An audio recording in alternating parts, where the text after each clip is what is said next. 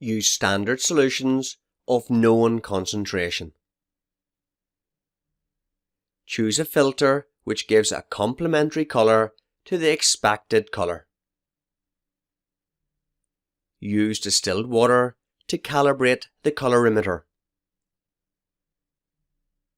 Place the standard solutions into the cuvettes and measure the absorbance values for each standard solution. Plot a calibration curve of absorbance against concentration. Add the test solution to the cuvette. Measure the absorbance at various times, and use the calibration curve to obtain the concentration from the absorbance values.